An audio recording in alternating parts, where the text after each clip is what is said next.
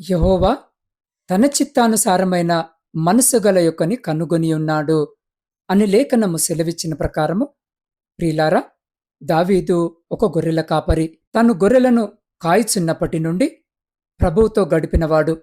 ఎన్నో పాటలు రాశాడు. తనని రాజుగా చేయడానికి ప్రభువుకి దావీదులో నచ్చింది ఏంటంటే, ప్రభువే గనక ఉంటే ఏమి చేసేవాడో అది దావీదు చేసేవాడు. అది క్షమించడములోనైనా, యుద్ధానికి సిద్ధమయ్యే విషయంలోనైనా, అది ఏ సందర్భమైనా ప్రభువు గనక ఆ సమయంలో ఉంటే ఏమి చేయాలనుకుంటాడో అది దావీదుకు తెలియకపోయినా అదే చేసేవాడు. అందుకే నా హృదయానుసారుడు అని ప్రభువు దావీదు గూర్చి సాక్ష్యమిచ్చుకున్నాడు.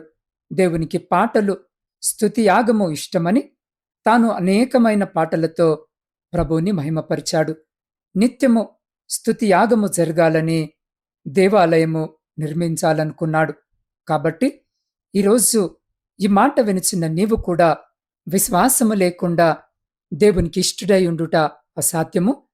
దేవుని యొద్దకు వచ్చువాడు ఆయన ఉన్నాడనియు, తను వెదుకు వారికి ఫలము దయచేయవాడని నమ్మవలెను గదా అన్న వచనము ప్రకారము ఈ సమయములో ఈ మాటలు వింటున్న నీవు కూడా ప్రభుకి ఇష్టానుసారముగా ఉండటానికి విశ్వాసముతో ప్రయత్నించు.